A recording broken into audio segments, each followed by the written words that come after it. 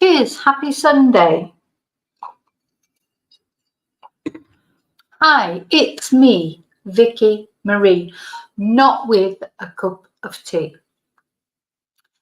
How are you all today on this Sunday evening? I hope you've all had a lovely weekend. In tonight's video, we're going to talk about a right twonk, a real twonk, Pedro Lopez. Now, even though he's probably the most prolific serial killer of all time, you may not have even heard of him. And that is, of course, because he operated in South America. And that's, if you haven't heard of him, that will be why. And he was known as the Monster of the Andes. And he killed probably 300 people and counting. And when I say people, most of his, the people that I've got to be careful what I say, you know, on YouTube, most of the people that he did unalive were little girls that he enticed away from their parents with trinkets. He would say that he was going to show them something. I mean, he was very clever. He was very clever. Now, you'll find out just how clever he was as we go through it. Now, the scariest thing about Pedro Lopez is he is still at large. He is still at large. And when I say he had he unalived at least 300 victims. Oh, not supposed to say victims. Anyway, I don't know why I bother really, because YouTube just the fact it's a true crime channel and it's Serial Killer Sunday, I'm sure they're already on my radar. Yeah, so it may be a lot more, because he was in the sort of peak of when he was killing people or killing children, really. He was killing 3 a week. So if he's not been seen or heard of for 20 years, so he could have done a lot more since then. Nobody knows what happened to him. Now, he would now be in his mid-70s, but he could still be operating. The fact is that nobody knows. So that's the scariest thing about Pedro Lopez, is not only what he did, but what he may still be doing. So let's chat. Okay, so first thing I'm going to do is say hello to you all. I'm going to do it a little bit differently. I've got to thank everybody, but I'll do that later. Hi, Chumba, you were first. Oh, see, I want to do thanks now. I'll say hello first and then I'll say thanks. Hi, Desi. Hopefully you'll make it. Hi, Ray. Well, yes, his mother, we're going to hear from his mother in this video. Thing is, of course, he blamed it all on his mother. It was all his mother's fault. Of course it was. Wasn't his fault. He's not a twonk. It was his mother's fault. Hi, David. Yes, he could be an inskip. He could be an inskip now. Pedro means Peter in Spanish. So if it was... Anyway, never mind. I can't get drawn down that line. So, yeah, he could be an inskip, because he could be anywhere. He could have made his way over to the UK. Who knows? And, yeah, why can't we all live in peace? Exactly. But we live in peace, don't we? We live in peace. We can only live in peace in our little corner.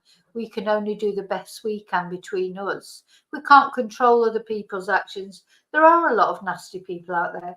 But fortunately, there's a lot of nice people in here. Hi, Tina.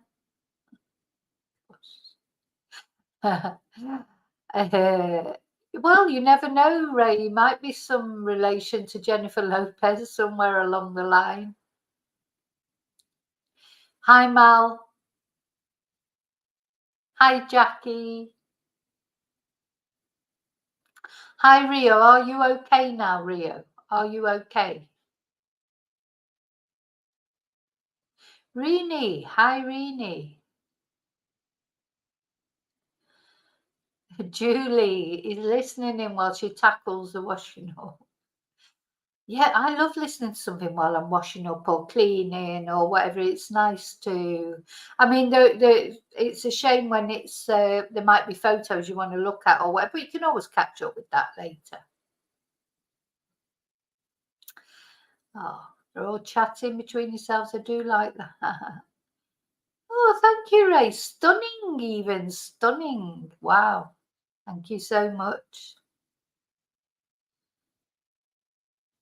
Oh, the old man's out. Sorry, I'm. Yes, please like.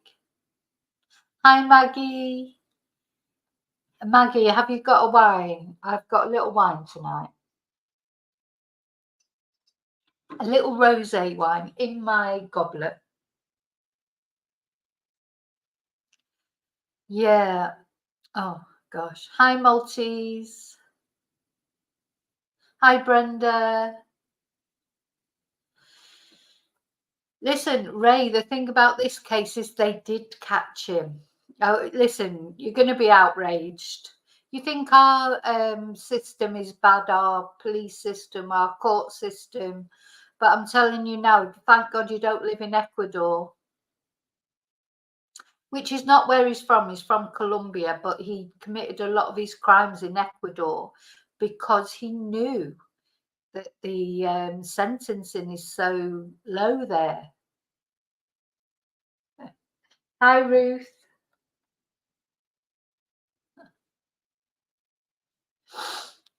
Maggie's yeah, good girl, Maggie.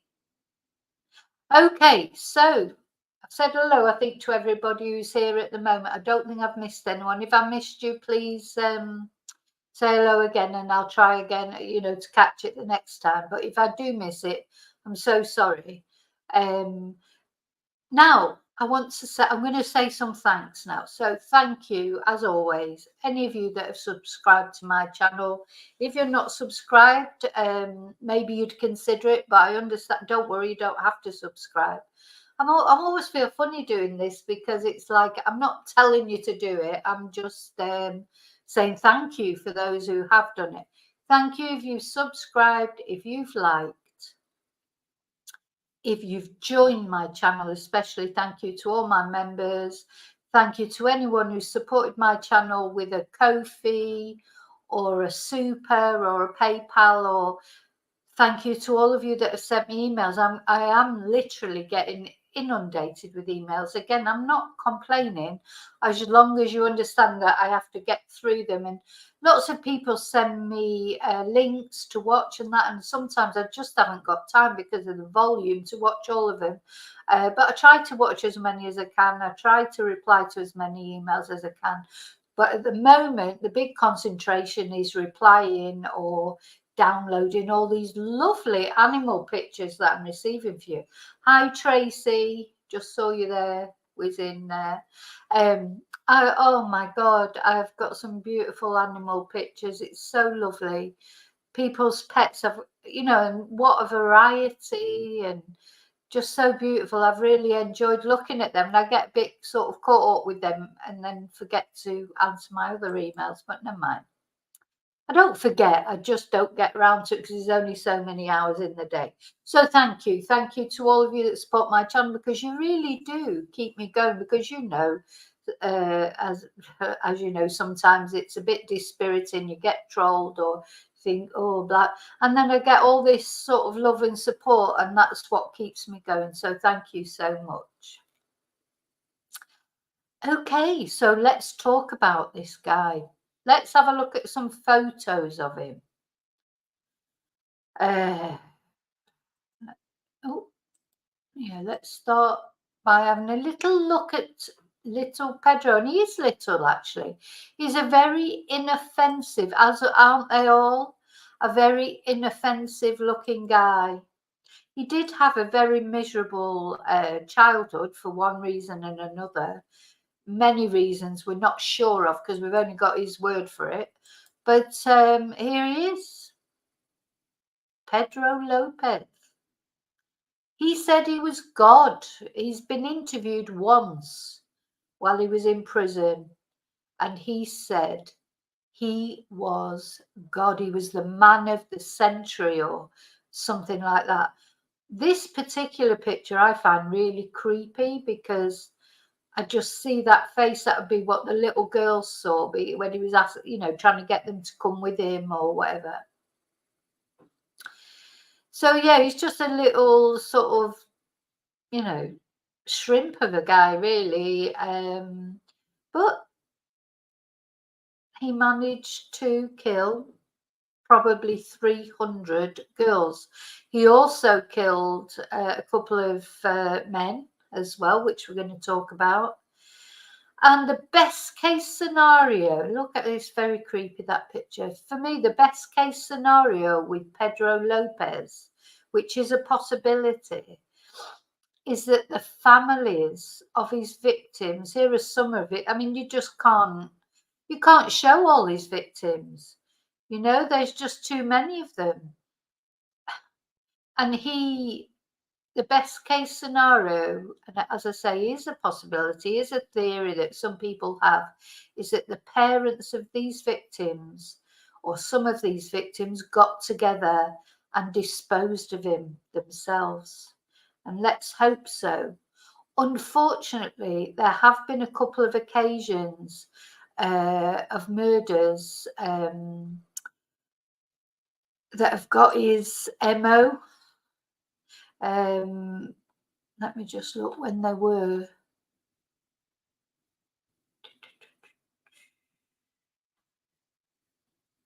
Yeah, his last reported sighting was in September 1999 when he visited the National Civil Registry in Colombia to renew his citizenship card, and he has not been seen since then.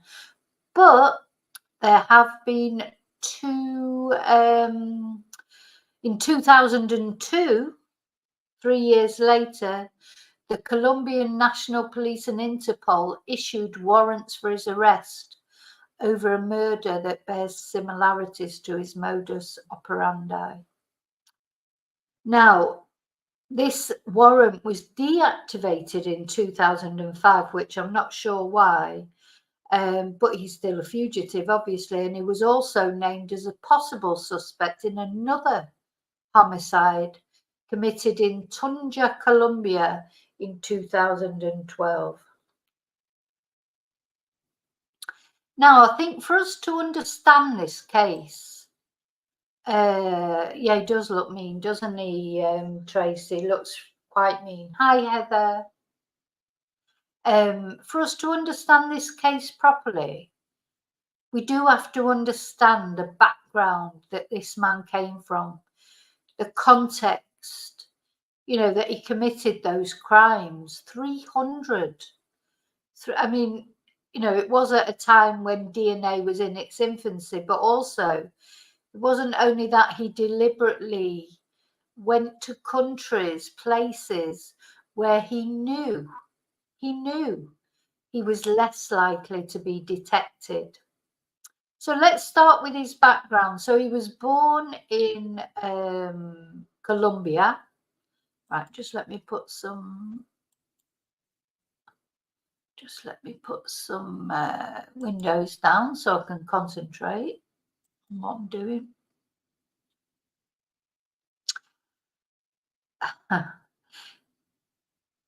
Yeah, well, he could be in Brazil. Well, I'm hoping that the families have sort of got hold of him. Anyway, sorry, I'm getting distracted with the chat, and I shouldn't do that.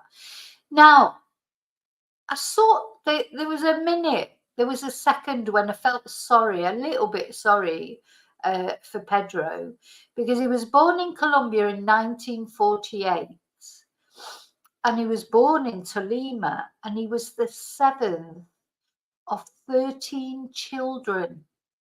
13 children. Now, bear in mind that in South America, of course, they're all Catholics. I had a teacher working for me who was from Colombia. I know lots of Colombian people. One good thing about you, you know, you come to live in Spain, you go to live in any foreign country, you get quite close to other people who are not from Spain, because I am an immigrant here. I know what it feels like to be an immigrant. You do get people saying horrible things to you, etc.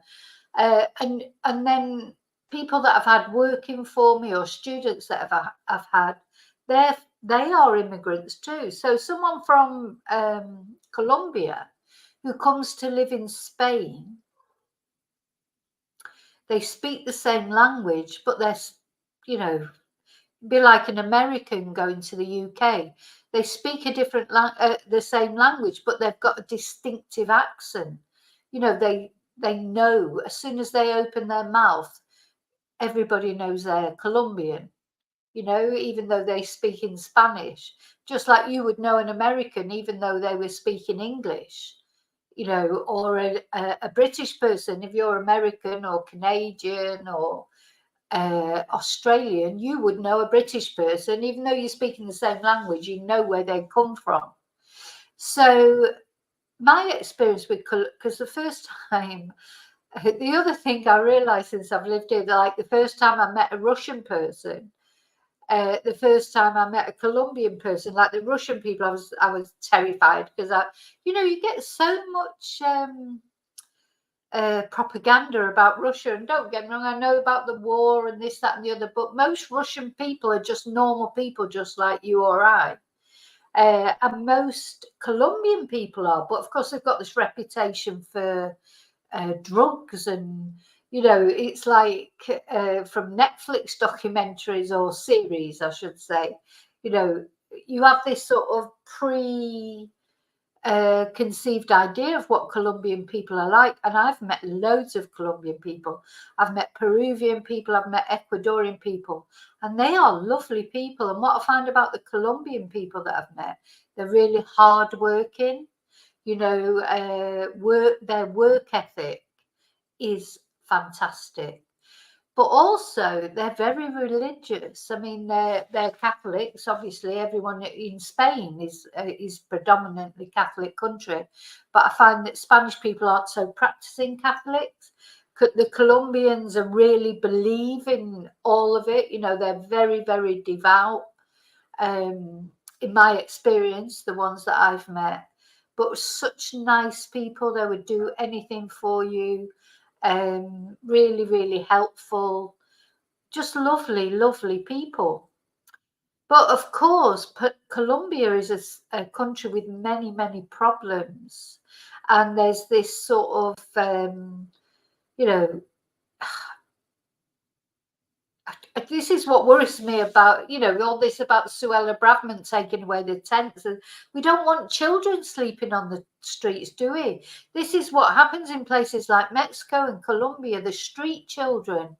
There's children just living on the streets and in gangs and things like that. And Pedro Lopez, he wasn't born into that, but he ended up like that.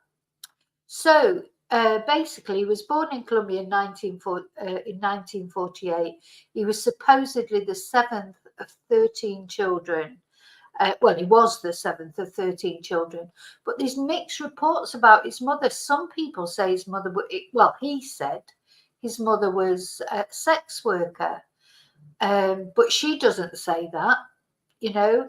And he says that she was abusive, she was this, that, and the other. He says a lot of horrible things about his mother, but then when you hear her talking, and of course she could be lying, someone's lying, because it's so opposite to what he's saying, to what his mother is saying. You know, one of them is definitely lying. But he said that he suffered from violence from his mother, and he suffered from the absence of a father figure. Now, his father hadn't just gone off and left them. His father was shocked. His father was a conservative politician. And you know, Colombia now is a socialist country, but there's a lot of problems. At the moment there's terrible problems in Colombia, but you never see anything about it on the news because it's not Western news. So you know, on the British news, all you really see is the American news or the Western news. So on the Spanish news, you see a bit more about like South American countries. It's probably the language thing as well. Anyway, there was a civil war in Colombia, and his father was a Colombian politician and was shot by the opposing forces, by the socialists. And that was 6 months before Pedro was born. So 6 months before Pedro was born, his father was shot in the civil war. So that wasn't a very good start for him, was it? And then when he was 8 years old, now again, there's a lot of controversy, mainly between what he says and what his mum says about what happened. Now, he says his mum banished him from the house because she found him molesting one of his sisters. His mum says that he just disappeared one day, and she went, well, you'll see, she'll be saying it later. She went to see a psychic because they believe in like, you know, supposing they're supposed to be a religious nation, but they do believe in superstitions and things like that. She went to see a psychic. The psychic told her that her son had been abducted by a political party, a bit like her husband had been murdered. And she just believed that. And she went off looking for him, couldn't find him. And then she accepted, she thought that this political group had kidnapped him. That's what she says. I think he probably just ran away. I don't know. But anyway, so he lived on the streets in Bogota. And he was very young. Remember, he was only 8 years old.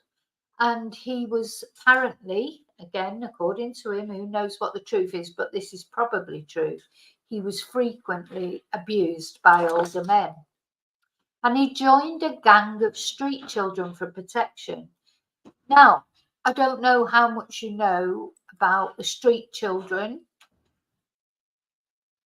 but the street children, let's have a look. This was a report by the Guardian not long ago that I want to show you. Ooh, hang on.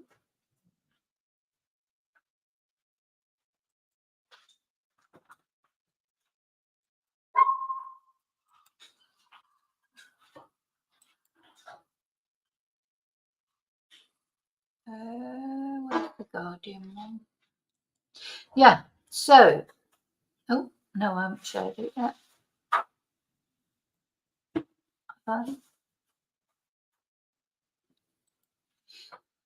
Okay, so you should be able to see that. So this was a little while ago, I think.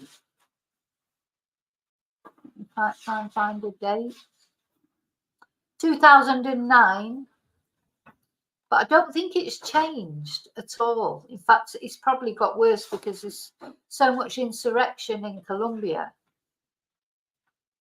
So in Bogota, Colombia's aspiring capital, two young men named Bernardo and Oscar spend each Wednesday driving the streets on the lookout for gangs of children. The search rarely takes long.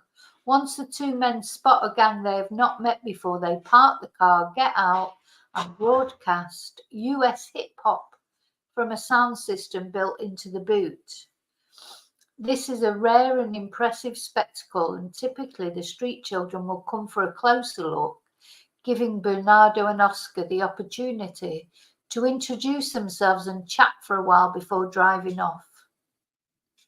So there are people obviously that are trying to help. There's missionaries. There's a lot of missionaries there trying to help the street children, etc. And a lot of these initiatives to try and engage the children who live and work on the streets of Bogota. I mean, of course, because it's a Catholic country, that's why your man Pedro Lopez, he was.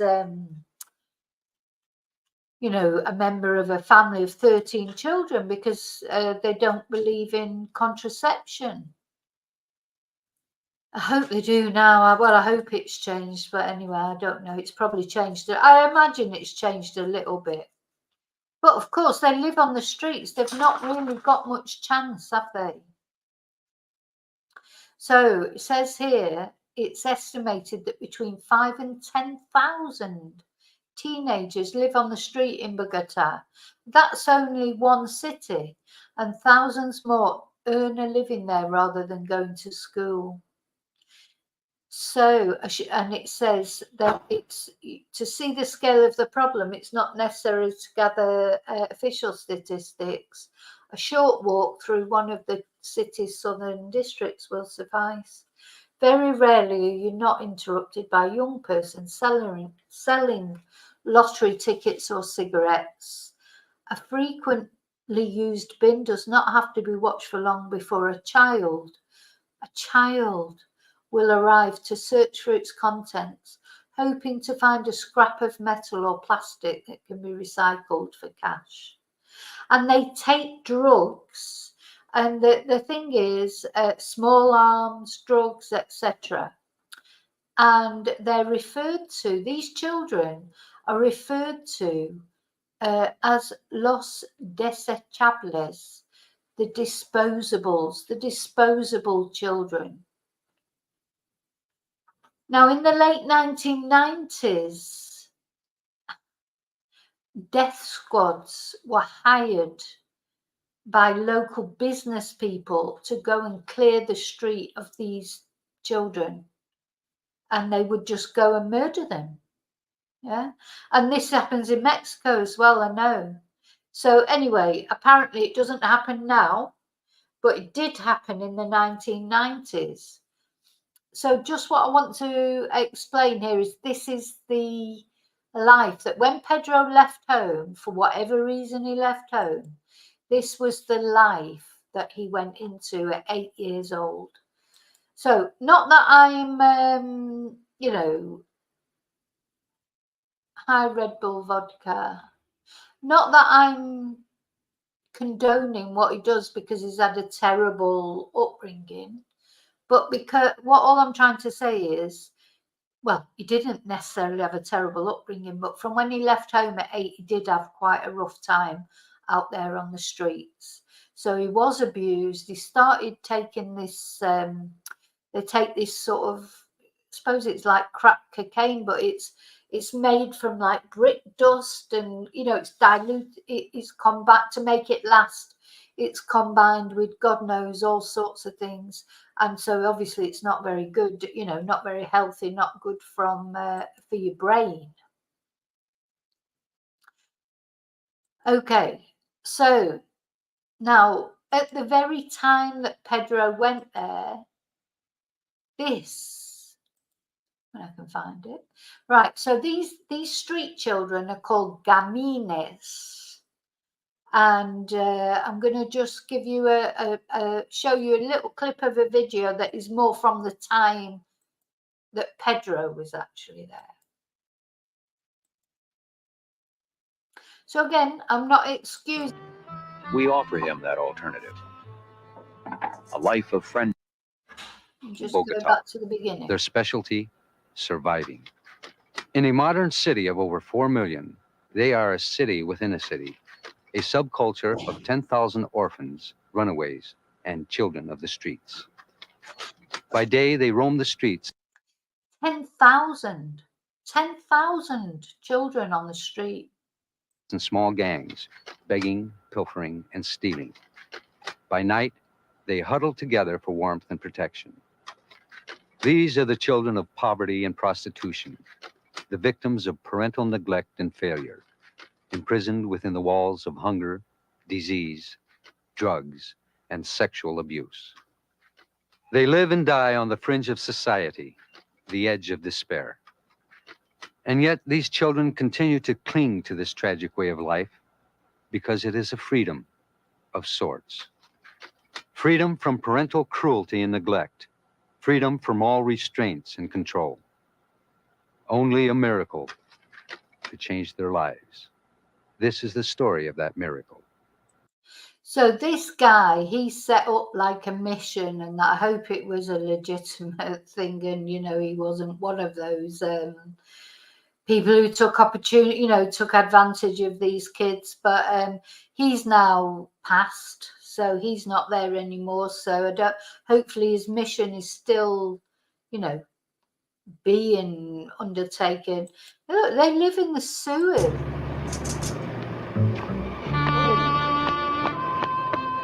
Hola, ñeros.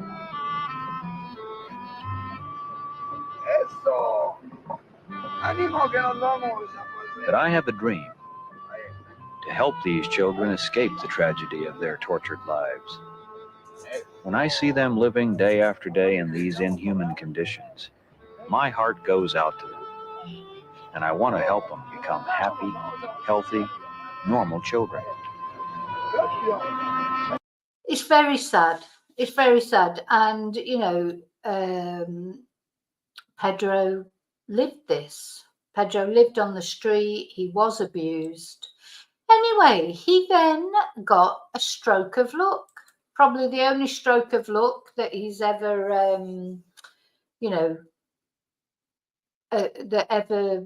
probably the only stroke of luck that he ever had. One, apart from the abuse, he did suffer abuse there on the streets. And then one day, an American couple just turned up, saw him. He was emaciated. He was dirty. He was, just like a mess. And this American couple took him in. They could not bear to see him in those conditions. So they took him home, and they gave him a home. And that's for 2 years. He had what you would call a normal, almost normal life. Okay. So that's what happened. This American couple gave him this second chance. It must have been fantastic for Pedro at the time, because he really was. Oh, he was 12. He was 12. So in between, he joined a gang of street children. That's what they do. They get into gangs because that's their protection. They protect each other in the gangs. When he was 12, he was adopted by an American immigrant family that found him on the streets. Now, there's a bit of controversy about how that all came to an end. So I don't think he was with them that long. And then there's one story that he was, I never know how to say it, that YouTube will accept it, but it was basically, was sexually assaulted by a teacher, and he ran away. However, there is another story that he stole money and ran away. So sometimes it just depends, is it, what's the real story, or is Pedro just giving that excuse, saying, no, that's what happened and that's why he stole the money and ran away? Or did he steal the money and run away anyway? Where could he just not settle into this new chance that had been given? Anyway, and then what he did then, he tried to steal a car. And this is where his problems really started. Now, up to now, as far as anybody knows, he had not actually killed anyone. Up to now. But he stole a car, he was arrested. And what's ironic, he was sentenced to 7 years in prison for the auto theft, which is half as much as he got sentenced later on for murdering 100 children. But anyway, never mind. So he was sentenced to 7 years in prison. And during this time, that was in 1969, he was born in 1948. Oh God, you know what I'm like with maths. What's that? So that's 19. So he was only 21, 22 by then. And he was sentenced 7 years in prison, and he was brutally raped, GANGRAPED, by 4 other prison inmates, older men again. Now, he hunted them down one by one. He killed them in prison. He had a razor or something, or he fashioned some sort of weapon, and he killed them in retaliation. So this is, sorry, I'm not laughing because it's funny. I'm laughing because understanding different countries and their prison systems and the way they convict people. You know, as I say, we complain about our system a lot of the time, but really, you know, you're just lucky that you're not living in any of these other countries. But these killings, because of the circumstances, because these guys had RAPED'd him, they were ruled as self-defense. And some people say he didn't have any years added to his sentence, and other people say he had 2 years added to his sentence. But at the end of the day, he was out of prison in 1978. So he did what? So he went into prison in 1969. So yeah, he did 11 years. Is that right? 11 years. So that seems likely, does it? No, it doesn't. Anyway, it doesn't add up. The figures don't add up. What I found in this case is you do get conflicting information depending where you're looking. So I don't know if it's because they don't have detailed records, you know, at that time, because it's a little while ago. You know, you're looking at 1969 now we're talking about. So you talk about 50 years ago. So maybe they don't have exact records. But anyway, what we do know is he was then released when he'd finished that sentence. And he was released in 1978. Now, apparently, this is when he started killing. I mean, he'd killed those men in prison, but, you know, that's a whole different thing from what he started doing later on with these little girls. But what he started doing was wandering around South America. So instead of going back to Colombia, where he is initially from, he was wandering all over South America, Peru, Ecuador, etc. And apparently he says himself that during this period he killed over 100 girls, mainly street children. So he preyed on street children. Well, he would know all about street children, wouldn't he? And this is what I don't understand. He'd suffered that. He'd been there. How could he? How could he do that to other children, you know, that was suffering what he had suffered? He inflicted the same thing on other children. I just don't get it. Anyway, not only street children, but indigenous tribes, because there are still some tribes in places like Ecuador and Peru. And he claims he killed girls from these tribes. Now, it can't be proven how many girls he killed from the tribes. He said he killed 100. But what is known as a fact, and this just shows you the road to hell is paved with good intentions. There are two. One thing he said apparently was he tried once to kidnap like a foreign girl, a blonde girl, a young blonde girl, but she was hanging onto her parents' hand so hard he realised he won't be able to lure her away. And also he did not want the attention that he knew that it would cause. You know, if he kidnapped like a young blonde girl from America or from anywhere else apart from an indigenous person, it's awful, isn't it? And but it's true. You know, the people victims do get more attention when they fit a certain type. You know, I don't know what the answer is to that, but it is definitely true. So he realized that quite quickly, and not only was it more difficult to try and kidnap a foreign child because they weren't just street children like just left to their own devices, he felt that it would get more attention, he would be more likely to be caught. So he would kidnap these indigenous girls or street urchins, really. awful, really. The more vulnerable, they were so vulnerable. There was just like, they must have been easy to pick off, and he would pick them up at markets, you know, that kind of thing. Anyway, what is known is that he was briefly captured by a tribe. Now, I'll never pronounce this, but it's a tribe from south central Peru, Ayacuchoan. If it's pronounced in the Spanish way, which it should be, it would be Ayacuchoan, an Ayacuchoan tribe.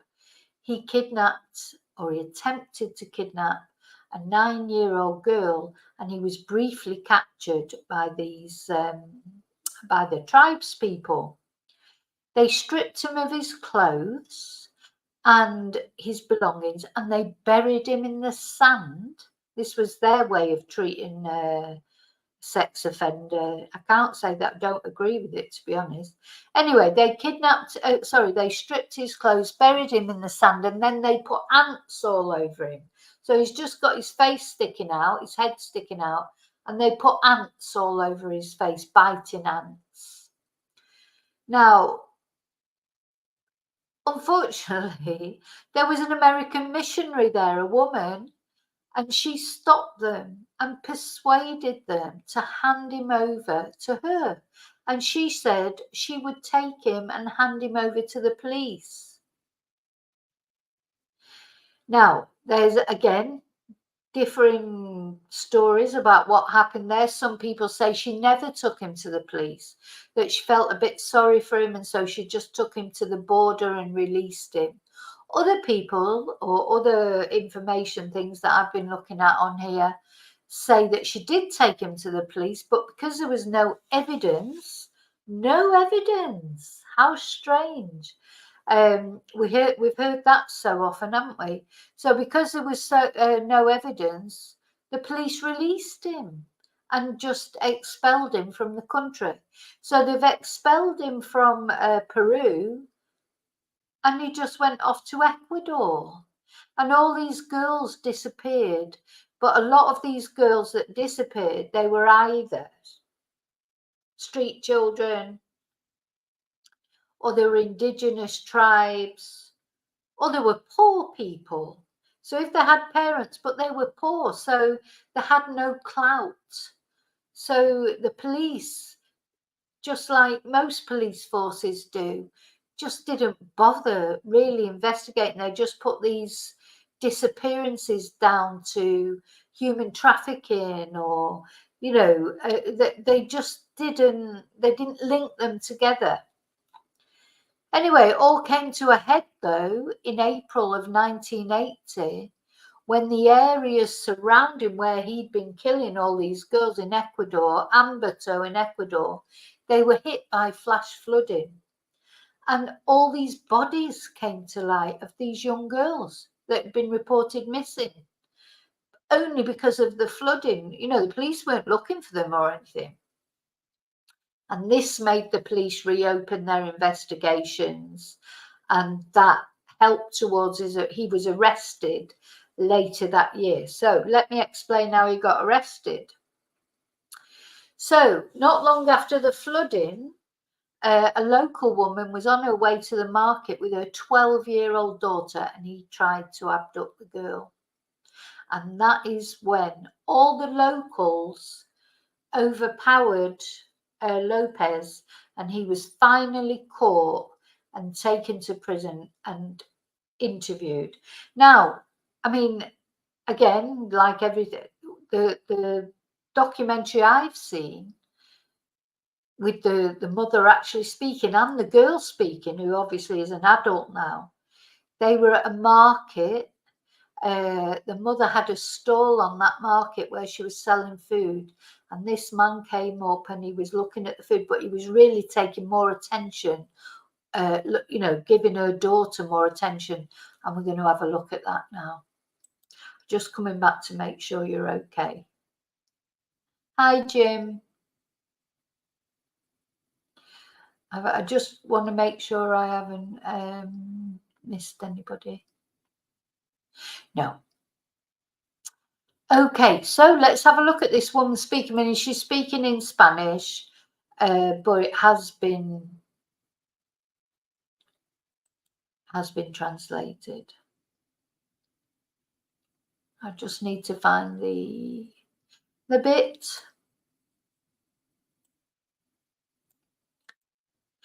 I just want to say this is what I love, that quite often in South America this sort of has happened. This is what happened when they caught it wasn't in South America, it was in America, but it was the local Hispanic community caught him. You know, they just go off and you know, go for them. Like, they don't sort of, they're not you know, it's not like, oh, best not say anything or hide just in case. You know, they just go for it, and then if they're wrong, they'll sort that out.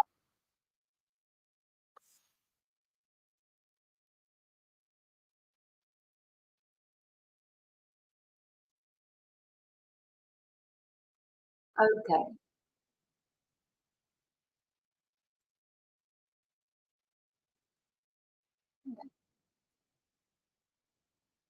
Okay. Right, I need to share it with you now so you can see it. That's all.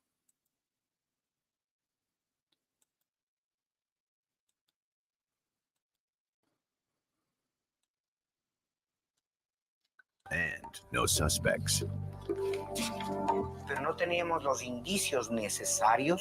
We didn't have any evidence to begin to identify a suspect. We didn't have anyone who could provide some type of identification or give us a sketch. The citizens of Ecuador became wary. The killer could be anywhere.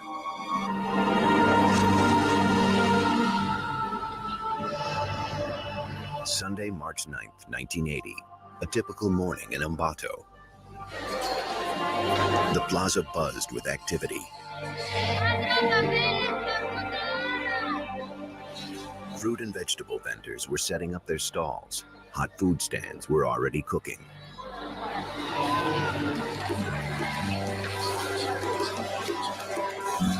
No one. So I just need to stop it every now and again because I don't know what the copyright is on this. Paid any attention to a stranger peddling his wares. He was selling chains, padlocks, and other trinkets. Yeah, so he would set up these market stores and he would sell little trinkets. That's how quite often he would get the girls to come with him, the little girls to come with him, because he would, you know, entice them with a bracelet or something like that. You know, little girls like shiny things, and especially poor little girls, you know, didn't have much, and he's offering them something. The man walked the plaza most of the day. Then he approached a vendor named Carlina Ramon. Estaba yo hasta las 4 de la tarde aquí en mi puesto. It was around 4 o'clock in the afternoon. This man asks me to sell him food.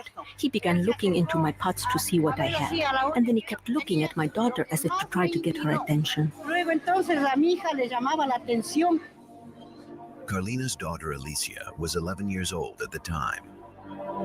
Me queda viendo. Me miraba con una mirada, o sea, una mirada. He would look at me funny, strangely, and gesture for me to come over. So I went to my mother and told her, "You know what, Mommy? This man keeps looking at me ugly and keeps calling me to come to him." Me está viendo y me está llamando. Carlina spotted the man leaving the plaza. She'd heard about the missing girls of Ecuador and immediately was suspicious. She recruited other vendors to help catch him. So this is not the actual incident. This is them reconstructing the incident, all running out. But that is basically what happened. She called all the others and they all run out after him and caught him.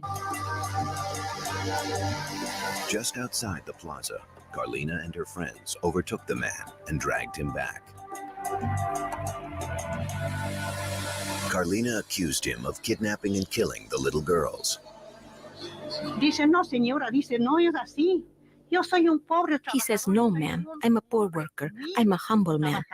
Yo no soy la I'm not a thief. I'm not anything. I have a clean heart." Tengo, dice, mi corazón limpio. The townspeople weren't convinced. They held the man until police came to take him in for questioning. So They caught him, they held on to him, and they kept him there before while the police came.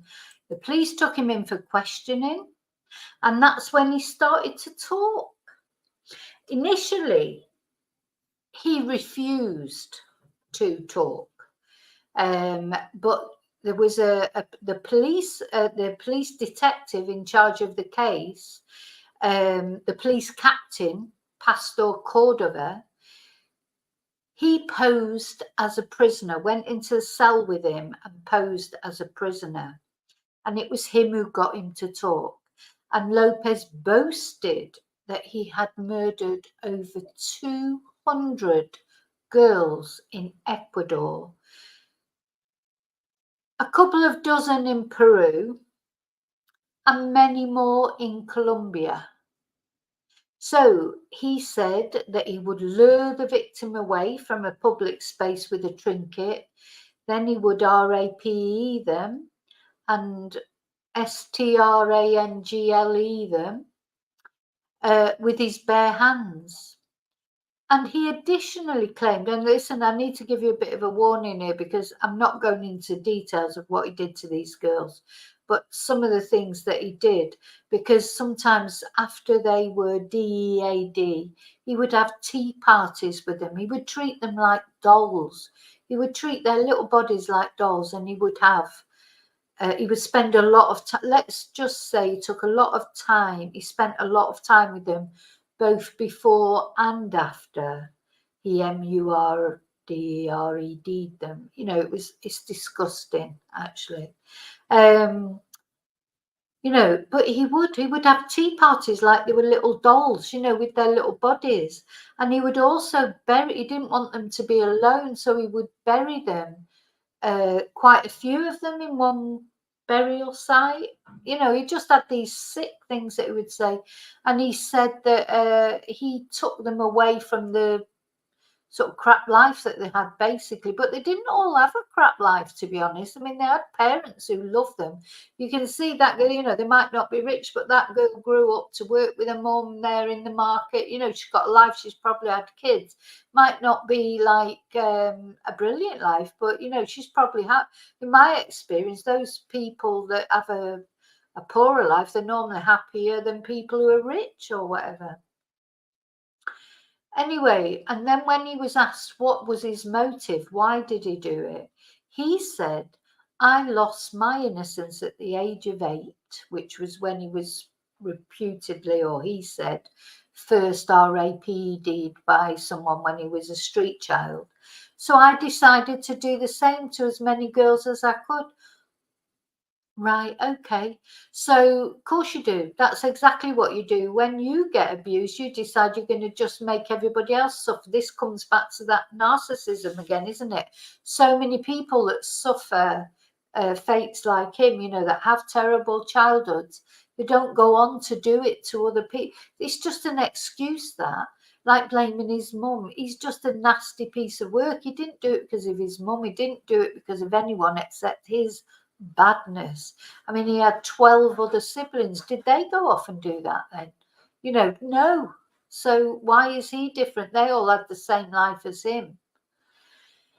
Anyway,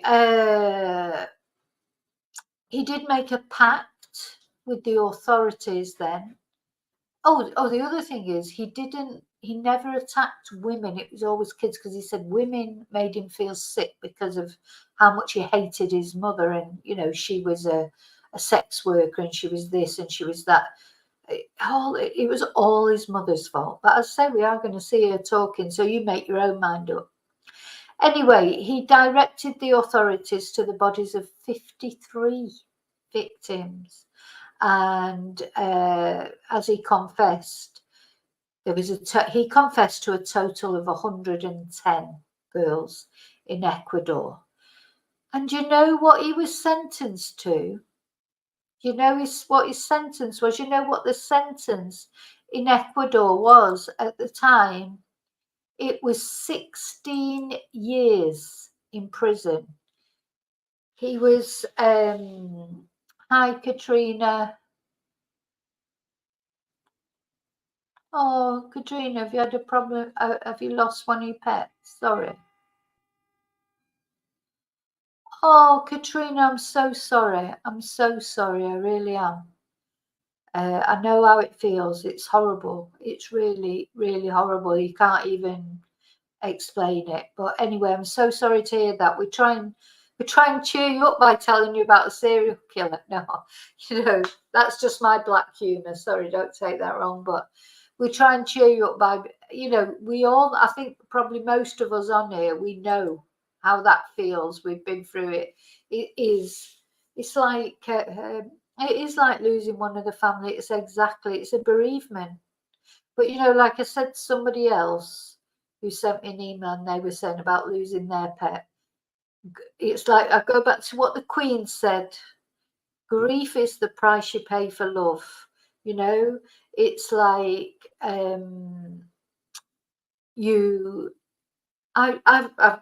mentioned it in another video. In the end, I decided I wasn't going to look. I took a cat on and I decided I wasn't going to love it. I just tried not to love it because I didn't want the hurt or the pain that I would feel when it went. But of course, I did fall in love with it, and and when it went, it was painful. When Tia, that was my cat Tia, or our cat Tia, it was so painful. But do you know what? And then I always say, I'm not having another one. I'm definitely not having another one. I always end up having another one. But I think what I've decided now, it's like you can't change it. You can't change it, can you? It's well, like in life with people as well, you lose people that you love. You cannot change it. So you've just got to make the most of every moment while you have it. And animals, more than people, they live every moment that they get, don't they? Your dog, he's like, for the minute you get up, or your cat or whatever, they're just having a good time. Like the cat's just chilling, the dog's out playing. They're not thinking what's going to happen to them, or they're not thinking about, they don't get depressed, or, well, not our animals don't. I know some animals do. Do you know what I mean? So you just like, you've got to be like them, really. Oh, it's awful. Anyway, sorry. So, of course, I've forgotten where I was now. But anyways, a big hugs, big hugs. I just feel, you just feel so helpless because I know that whatever I say, it can't help. Right. So I've got to remember where I was. This won't cheer you up, I'm afraid, but it'll distract you. So yes, he was convicted of murder finally in 1980 in Ecuador, and he was sentenced. Right, this is for 100 children he's killed, 100 at least that they know of, that he's confessed to. He was sentenced to 16 years in prison. Now, I know you're all there going, what? 16 years for killing over 100 children. That's the value of life in these countries where children are 10 a penny. It's ironic, isn't it, really? In some places, people are dying to have children.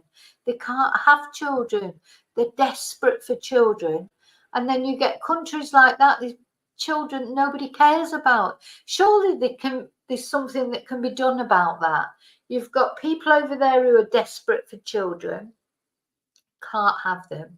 You've got people over there who've got too many children and they're poor. It's got to, I'm sure there are some outlets or whatever, but it's got to be controlled. It's got to be controlled better, because obviously you've got to be careful you're not letting the children go to pedos and things. But I don't know, there's just got to be something. Well, not only that in Ecuador, and this is why he chose Ecuador, they think that he researched this, and they think that he chose Ecuador because also you cannot, how can I explain it? Not only 16 years is the maximum sentence, so it doesn't matter if you've killed one person or you've killed 1,000 people. 16 years is all you will get. And sentences can't run, what do we call it, concurrently. So if you killed 100 people, So you can't get 100 life sentences one after the other. So it builds up 16 years and 16 years. They run consecutively. And the maximum is 16 years. So if you feel like murdering someone, best go to Ecuador to do it. Disgusting. Anyway, so he, of course, was so good in prison that he was released 2 years earlier. He was released 2 years early for good behaviour. So he only actually served 14 years. And he was released on August the 31st, 1994.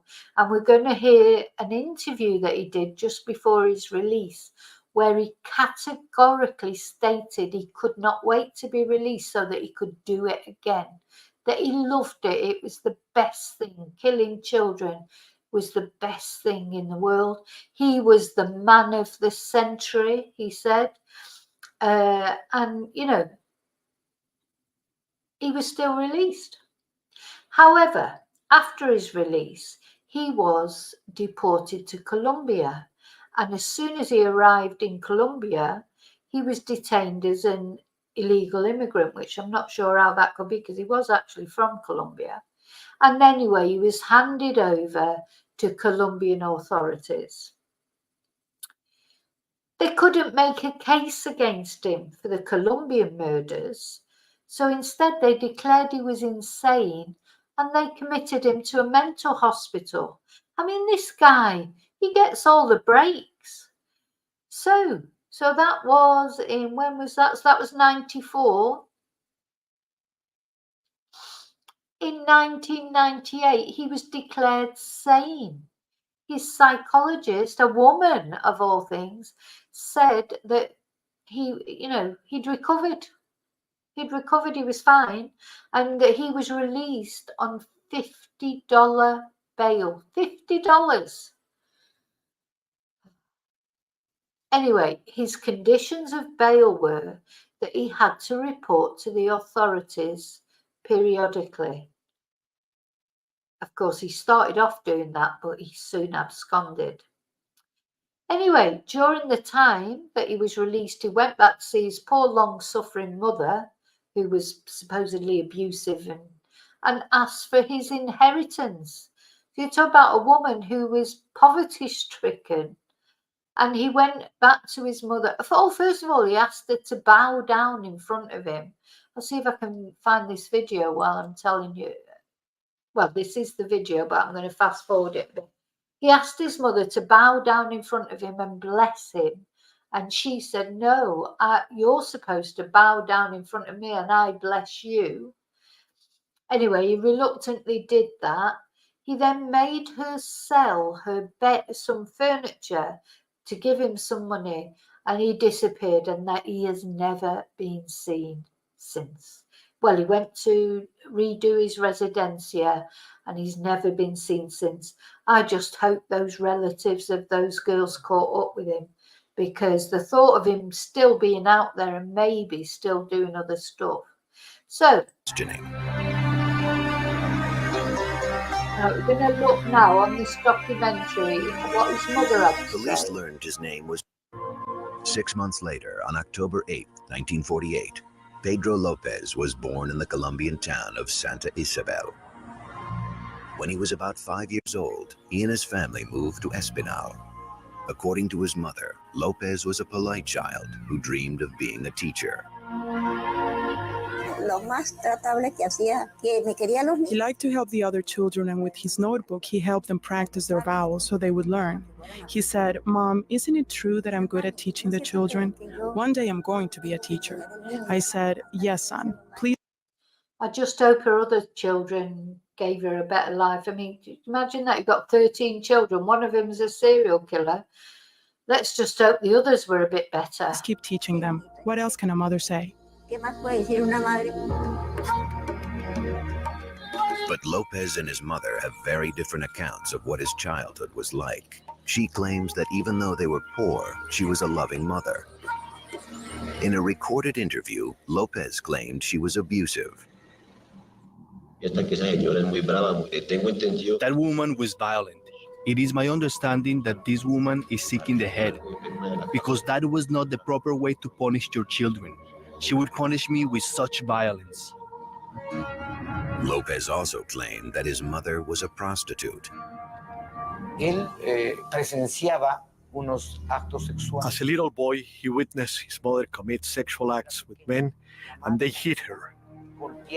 In his mind, he began to believe that he had to defend what had happened to his mother and defend himself because his mother was very rough on him and would beat him.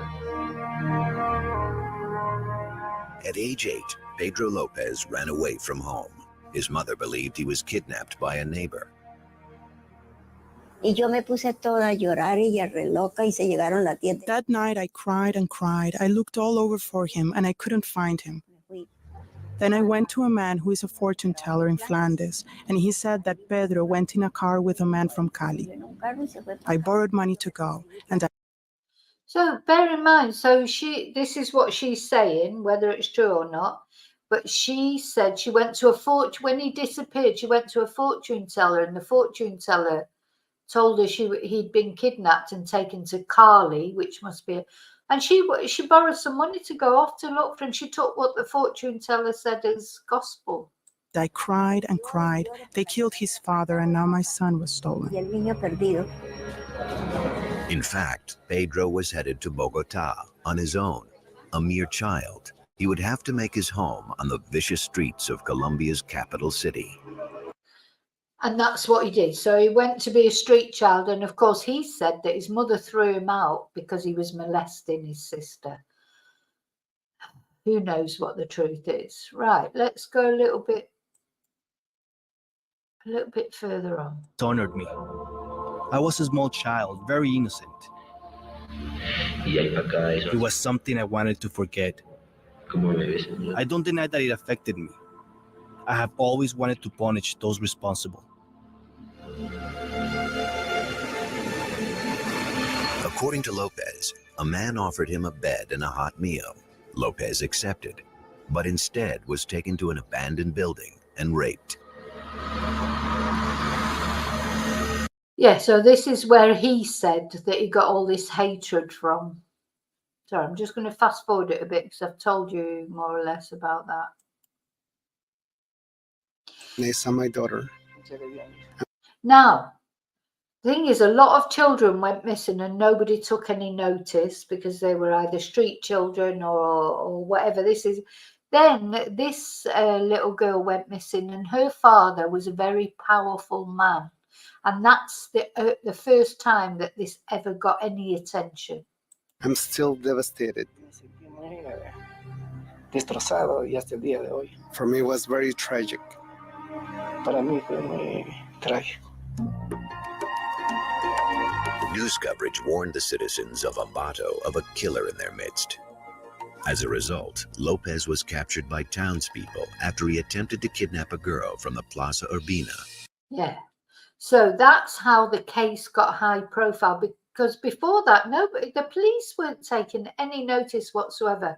But when that guy's daughter disappeared, because he was a powerful businessman, that's the first time that the case gathered any interest whatsoever, to be honest, which is a shame. But it just shows you, isn't it, that they're not interested in these poor kids. They're just not interested. So anyway. That same day, the Jacome family buried Ivanova. That is when we knew who the criminal was. As of that day, things were discovered, and he began to say that there were cadavers here, and there were cadavers there, and there were cadavers in the other provinces. Pedro Lopez's reign of terror was over. He willingly showed police 57 bodies, and based on his confessions, was charged with 110 counts of murder. He claimed to have committed 200 more.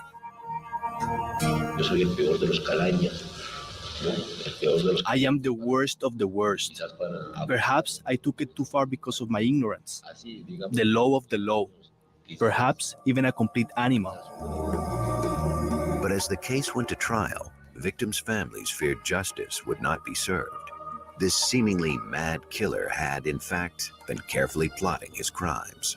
And he knew that the laws of Ecuador were on his side. Yeah, so they think he literally went to Ecuador deliberately because he knew that the laws were so... Why are they so ridiculous there, I wonder? Maybe they just don't have the I think that it did have something facilities. to do with the way he constructed in his head what sex or sexual relations are. If it's always forced on you, if it's always through violence, and if you receive it in your own life, why not repeat it with somebody else? No, But I think that's psychologists solid. believe Lopez's brutal crime. Sorry, I'm just not accepting that because so many people, you know, do get abused and they don't go on to do it to other people. So I just don't accept that. I think it's awful to say that. Also satisfied another twisted desire. Uno de los motivos por los cuales él tenía que matarlas era porque eran pobres. One of the reasons he said he killed them was because they were poor. Tal vez le parecía Maybe he found them ugly or useless and he tried to stamp out the weakness. quitarle al mundo esa parte. This allows him to feel stronger, bigger. Un poquito más grande. He was always an unimportant person. He was living on the streets. He had no recognition, no social recognition whatsoever. Right, I can't listen to that anymore because she's making excuses for him. So I think I'm going to forget that for now.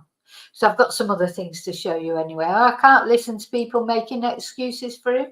Just can't. Where's Brenda going to? Oh, Brenda, sorry to hear you're not feeling very well. Night, night. Hope you feel better tomorrow. You'll be able to catch up on the end of it. Oh.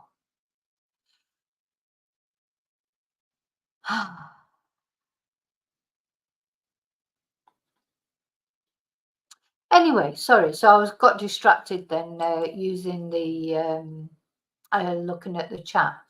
Now, again, a bit depressing. This I might have to show the animals at the end of this because to cheer you up, because I just want to read you some of the things he's only been interviewed once, and I just want to read to you some of the things that he said, which aren't very nice, I've got to say.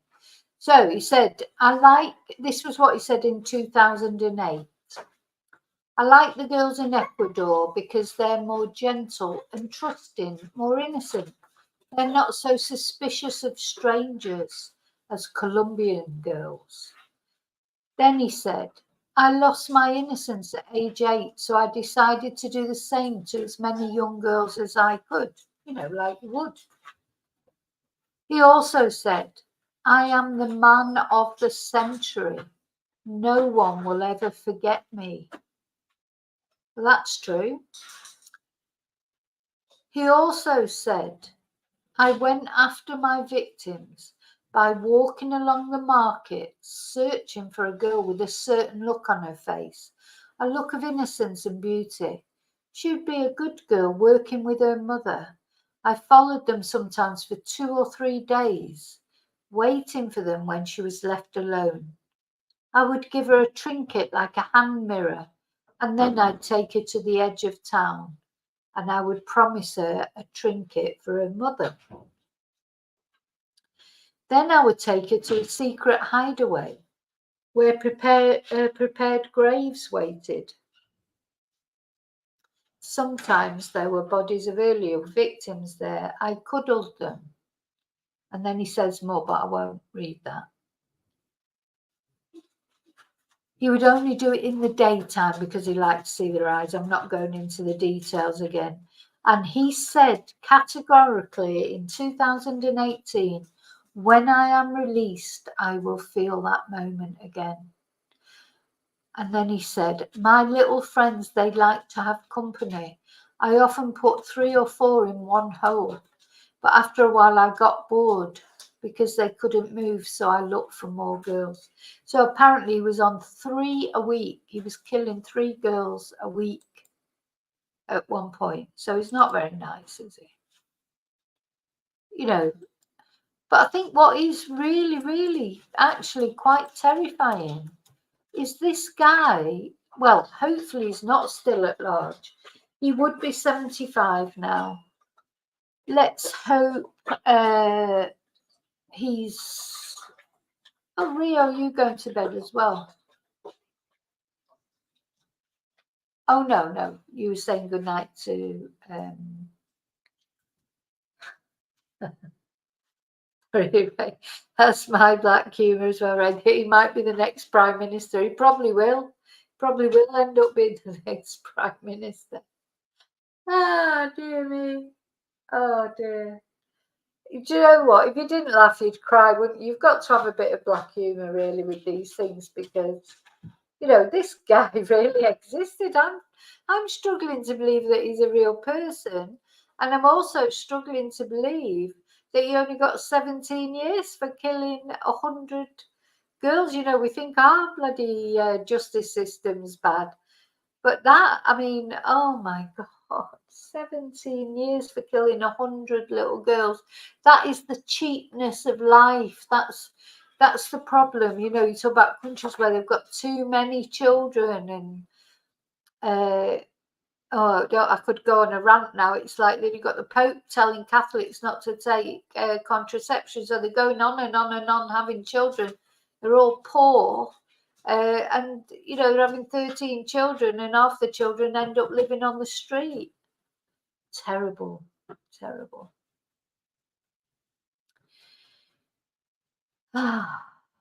So that is the story of Pedro Lopez.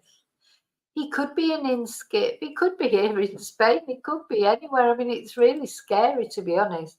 So, you know, let me just put his picture back up again. Just have a good look at it. Desi's been released. He's been out of prison for 20 years. They released him and then he skipped his, they gave him, they released him on bail. $50 was his bail. But his conditions of his bail was that he had to report every now and again to authorities. He just did a flip. He's just disappeared. Nobody knows where he is. Yeah. He's probably on the, what does he call it? He's probably on that bibby barge or whatever. So he could be in it. You know, I'm not laughing because it's funny. I'm laughing because if I didn't laugh, I really would cry because I just cannot believe what's happened with this guy. So, yeah, sorry, I wanted to show you his photo again. So just in case. Oh, my God, it's crackers, isn't it? Here he is. Pedro Lopez. Well, he probably doesn't look like this now because, of course, he's about 75 now. So, yeah, I hate this picture. Knocks me sick. Literally knocks me sick. What a nasty, horrible individual. So if he has passed, these are some of his victims, the little angels. If he has passed from this world, he'll be hopefully atoning for his sins now. So yeah, but he shouldn't have been no 17 years for killing 100 children, and that's because children don't mean anything there. These children just living on the streets. Terrible, terrible, terrible. Okay, do you know what I think I'm going to do? I think I'm going to show you the animals because I think we need to be cheered up a bit.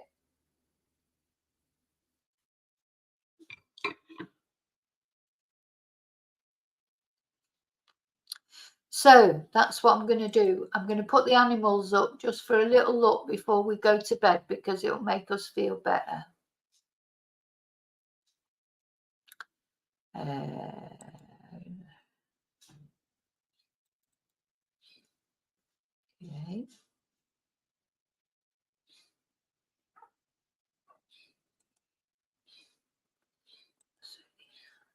Sorry. You know, it takes me a little while to do everything.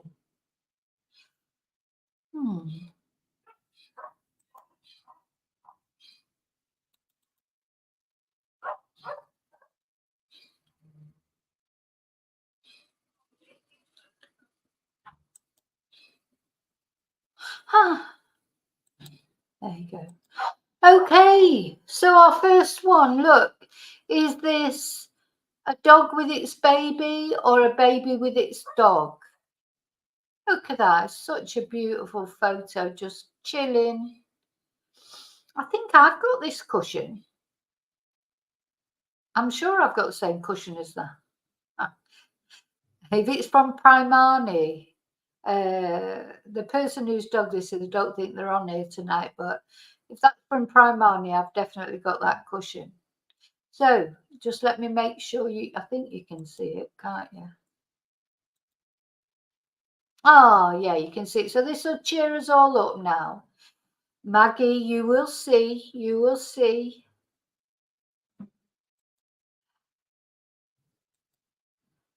There's Achilles. Achilles. Oh, I love that picture. I absolutely love that picture. And look how beautiful the black looks next to the red. Ah, there he is with his mummy. And there's his mummy. Oh, look, he's looking at you so lovingly there. Rio, if you're still here, look how lovingly he's looking at you with the horses. That's such a beautiful picture. It really is. Your hair looks fantastic. Alfie, look at him. Now, this is a cat I had called Angel, my white cat, who I absolutely adored.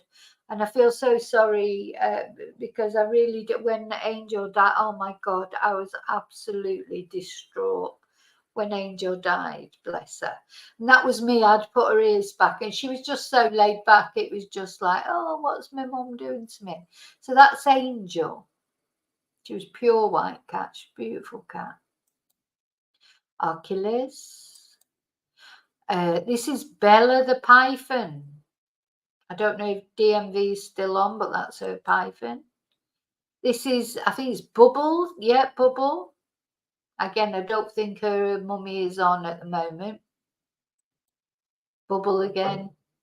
Bubble and Squeak.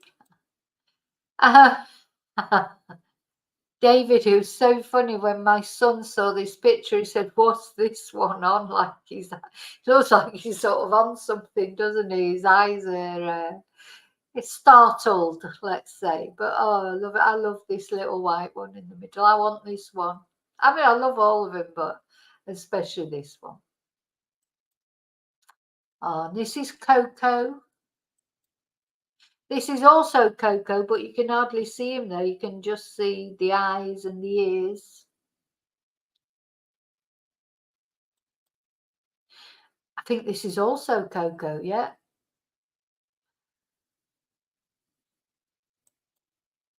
Makes me laugh how they've all got lovely blankets and things. So this is Darcy, who looks like a little fox, I think. Darcy. Looks like a fox. Hi, Julia. I didn't see you pop in. Yeah, I see you've sent them, Jackie, but I just didn't have time yet to upload.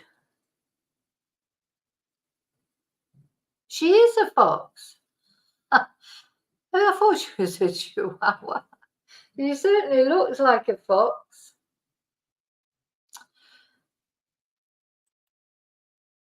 Foxy lady. And this is like a montage, if you like, someone's pet. So I did have all the, yeah, it's Lily, TJ, Nelly. Oh, they're all beautiful. This one with the little ponytail.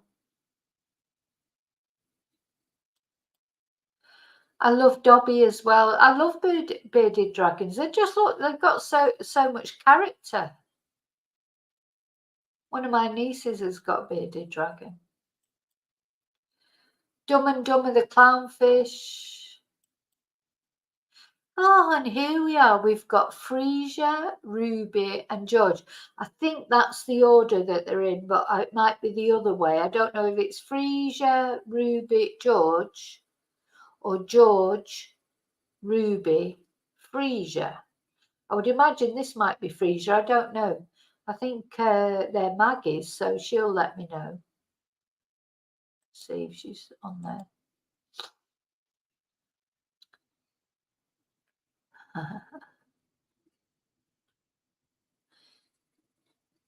So,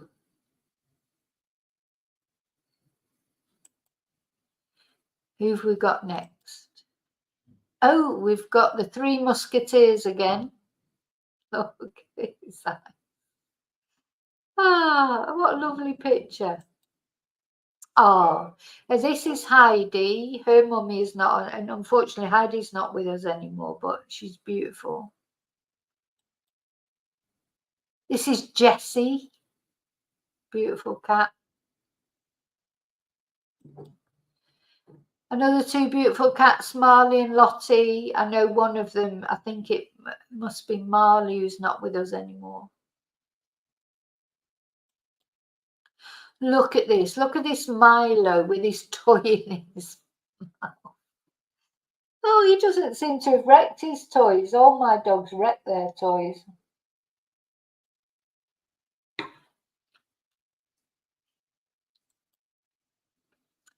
Misty, beautiful girl. I presume it's a girl with a name like Misty, but it might not be. Misty again. Oh, very, so beautiful. Oh. Misty again. I can see we like taking photos of our pets, don't we?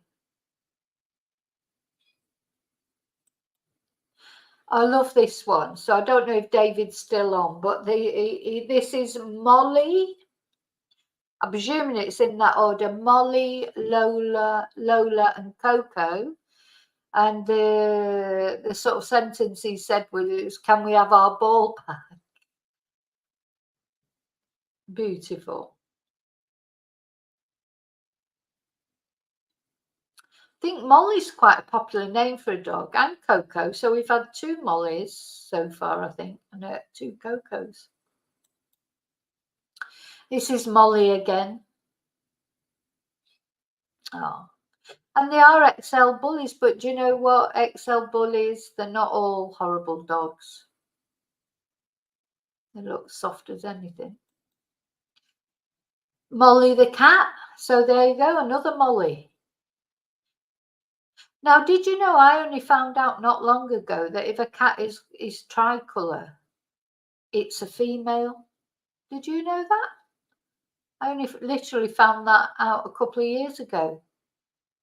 I'm just going to come back to you to see if anybody knew that, just because I can't believe I didn't know that. See you, Ray. You know that if a cat is tricolour, it's a female. I didn't know that, but anyway, I know it now. I know those three posing over the fence. That's a brilliant photo. I might have to make that my background photo for a while. So there's Molly the cat. Molly the dog. Oh, look at these two. Look.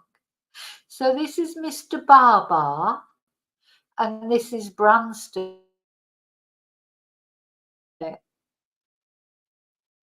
I was just so glad that I got some guinea pig. Oh, I've got nearly. I've got. Oh, you wait till you see the ones coming up in a bit. I've had every animal you can imagine. It's brilliant. Oh, that's Ollie.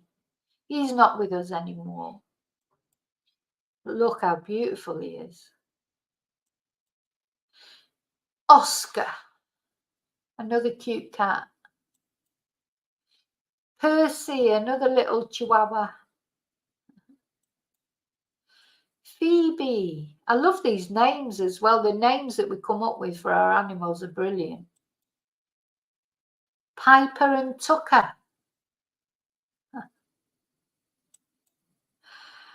These are platies. I don't think they've all got names. Oh, this was the one that David sent me. I thought, sure, this is Lancashire Police with their new dog unit. This is Rebecca Smith. And this is Andrew Snowman. Ah, dear me. Yeah. I tell you what, there'd probably be more use. You know, the dogs would be better. You should have swapped the dogs over and made the dogs the chief investigating officer or whatever, and the senior investigating officer and the commissioner for police. They'd probably swapped them over, yeah, and they'd probably be more sort of effective in fighting crime. So this is Poppy. Poppy's quite a popular name as well for doggies.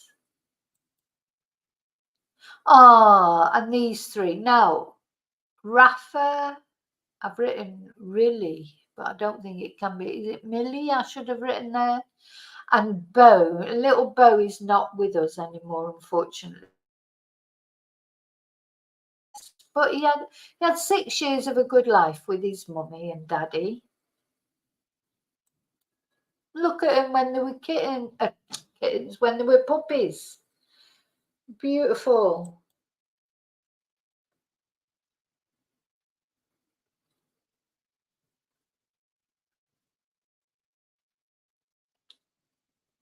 Really beautiful. I'm just coming over because I'm just making sure I haven't missed anything.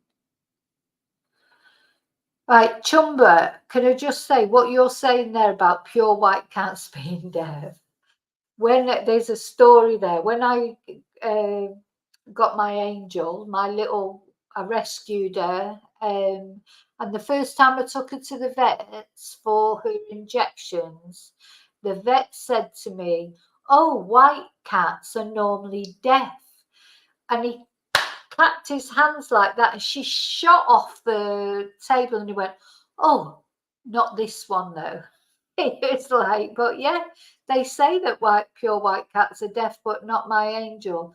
Honestly, because she shot off that table. It was so funny. It's just the way the vet just clapped really loudly, and then he went, "Oh, not this one."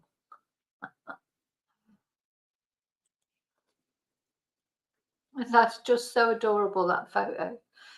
Oh, just so cute. Anyway, these are the two that are left, Rafa and Tilly. Unfortunately, Bo's no longer with us, but Rafa and Tilly, at least they've got each other. And this is one of my dogs, Riley. I love this picture of Riley because it really shows off his ears, and he just looks just like really sort of noble. He's not so. Ah, it's a lovely picture. That was just after he'd had his haircut one time. I love him when he's just had his haircut. My son always says he looks ugly and he looks like, a gremlin or something. But I love him when he's had his haircut. And this is one of my other little dogs. So this is Rocky with the best football shirt on. That brought us luck last season. That little football shirt, little Manchester City shirt, I bought for my son when he was little, when I was trying to get him to be a Manchester City supporter. Unfortunately, he's grown up to be a Manchester United supporter. But, I don't blame him, because at the time as he was growing up, Manchester United were a good team, unlike now. Or they were doing well anyway, weren't they? So he ended up going over to the dark side with Manchester United. But this little top, but it came in handy last year because I put it on Rocky whenever City were playing, and they won the treble. So it worked. It brought us luck. And this is Sadie. Oh, look, they've all got blankets as well. Look, another blanket. Got blankets. So this is Shadow, who is a Manx cat. Beautiful cat. Look at this.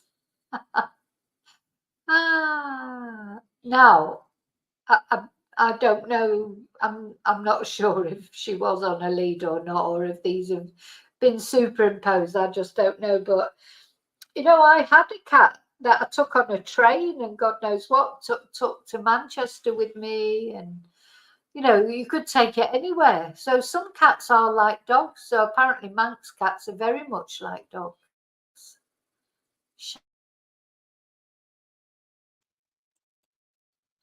Another cat, Shelby, got a little tongue sticking out. I don't think Shelby's with us anymore, bless. But, oh. This is Sydney.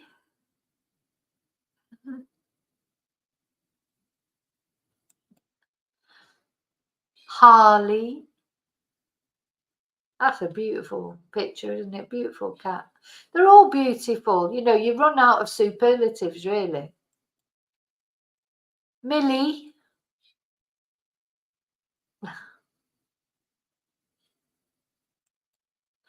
Now, these animals, now that are following, they're coming. I don't know if I've managed to download them all yet, but I got quite a lot of animals sent me from one of my subscribers who lives down under.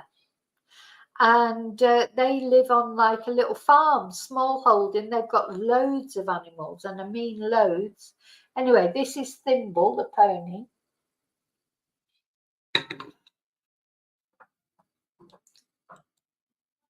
Oh, this is Big Rocky, our Tia Big Rocky, our German Shepherd.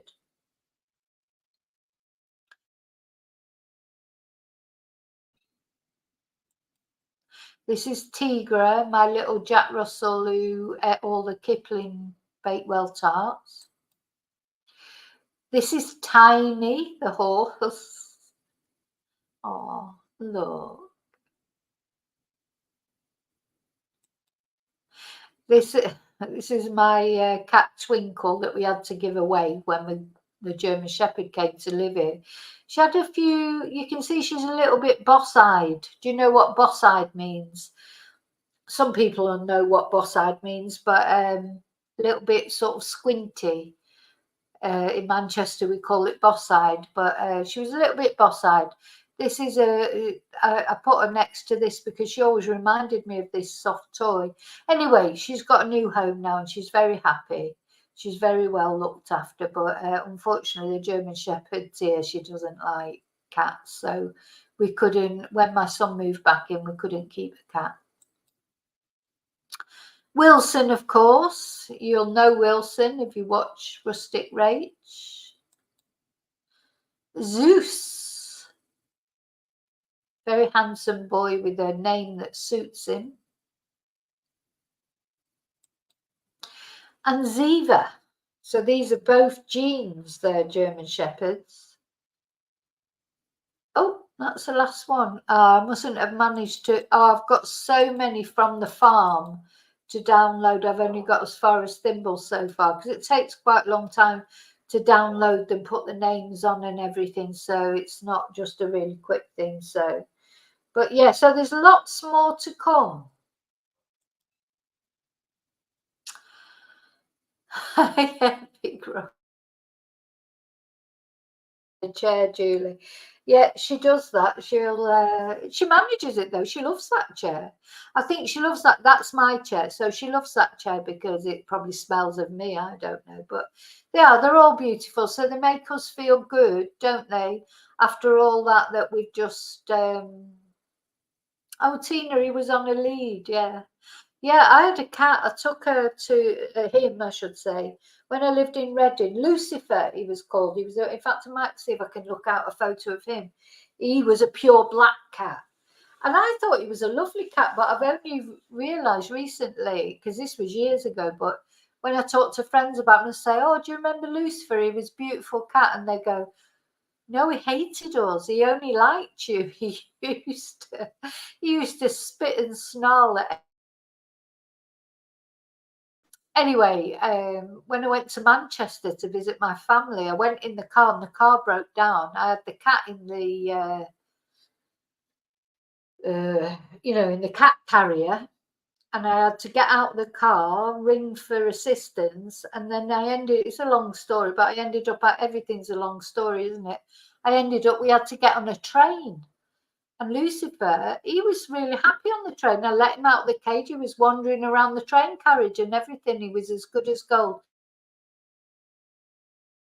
Wander around my mum and dad's garden and come back, you know, never run off or anything.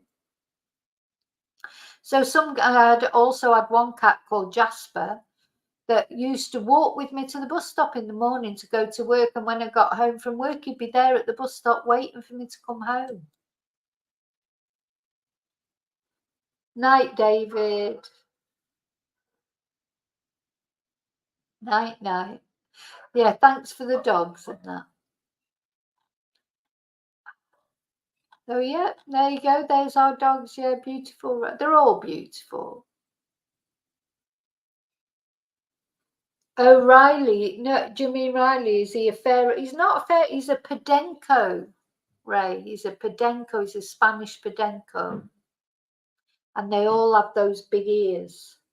But he's actually a hairy one. I have to have him. I have to have him. What's the word? Trimmed. I have to have him trimmed because otherwise he gets shaggy like a sheep. Ah, Persephone, Percy, yeah. Okay, so that's it. So that's it for tonight. I hope you've enjoyed that. I know it, well, say enjoyed it. I know it's funny to enjoy watching about a serial killer, but it is interesting. It's an interesting story, especially when it's a case that I expect you probably haven't heard of, or maybe you have, but it's nice to finish on the dogs. It gives us, well, not only the dogs, but finish on the animals because it gives us all a lift. So it's Sunday night, it's Monday tomorrow, you know, we'll all have that Monday morning feeling. But I don't mind Mondays, to be honest. Monday, I enjoy all my days. I'm just grateful for every day that you get, that you're happy and healthy and your animals are okay and your family's okay. Oh, thank you. No, thank you all for being with me and keeping me company. Thank you so much. And I'll be back tomorrow, I expect, for something. There'll be something that will come up. There's always something to talk about, isn't there? Always something to chat about. Okay, so remember to live and love very carefully, wisely, and I'll see you all very soon in the next video. And until then, may your God go with you. Night, night.